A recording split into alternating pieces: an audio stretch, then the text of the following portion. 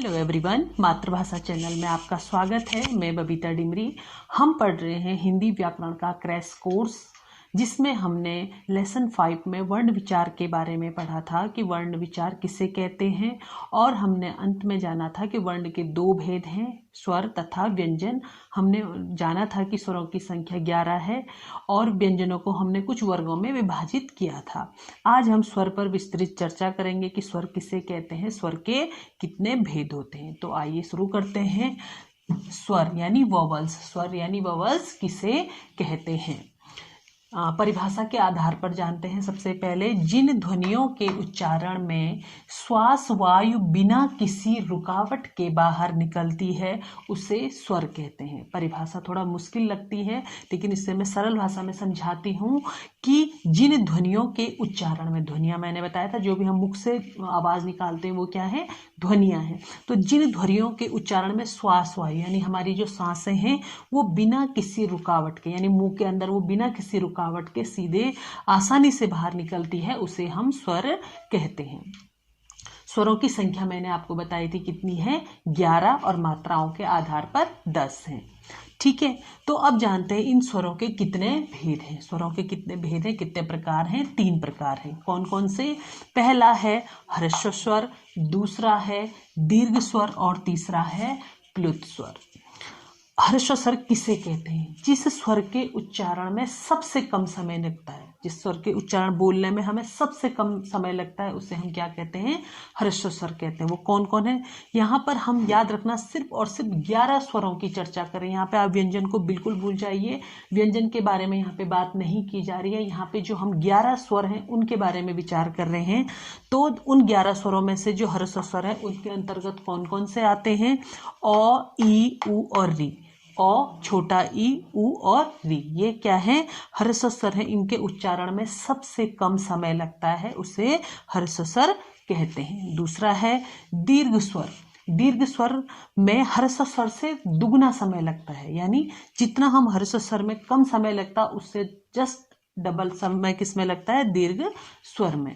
इसमें 2 मात्रा का समय लगता है, इसमें 1 मात्रा है, इसमें 2 मात्रा का समय लगता है। वो कौन कौन से हैं?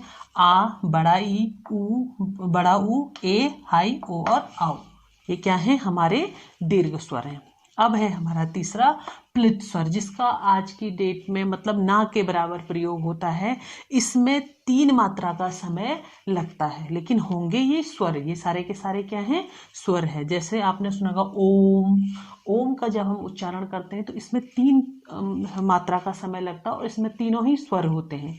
और राम, राम का भी जब हम उच्चारण करते हैं तो 3 मात्रा का समय लगता है, लेकिन इसका प्रयोग अब बहुत कम होता है। ज़्यादा हमारा किसका प्रयोग होता है, ह्रस्व स्वर और दीर्घ स्वर का। अब इसमें स्वर के बारे में जितनी जानकारी देनी थी हम आपको दे चुके हैं। अब एक टॉपिक इसमें और फंसता है जिसमें बच्चे हमेशा कंफ्यूज रहते हैं, वो होता है अनुस्वार और अनुनासिक में अंतर। उनको इसका अंतर ही पता नहीं चलता है। जो हमारा अनुस्वार है उसमें एक बिंदी लगी होती है मात्रा के ऊपर, और अनुनासिक में चंद्र बिंदु लगा होता है।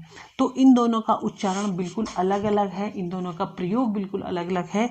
हम यहाँ पे इनके अंतर के बारे में जानेंगे। मैंने बताया था आपको कि अयोग वह, जब मैंने आपको बताया था कि नवस्वर की श्रेणी में आते हैं ना, व्यंजन की श्रेणी में आते हैं, ये अलग है। ये एक चंद्र बिंदु है और एक बिंदु है। इसमें सबसे बड़ा अंतर एक है कि जो अनुस्वार है वो क्या है, व्यंजन है, और जो अनुनासिक है वो क्या है, स्वर है। ठीक है, अब इनमें अंतर जानेंगे। सबसे पहला अंतर तो इसमें यह है कि अनुस्वार जो है इसमें हवा मुख से निकलती है। किससे निकलती है, मुख से निकलती है। और जो हमारा अनुनासिक है इसमें जो हम उच्चारण करते हैं तो हवा यानी वायु, जो हमारी श्वास है वो मुख और नाक दोनों से निकलती है।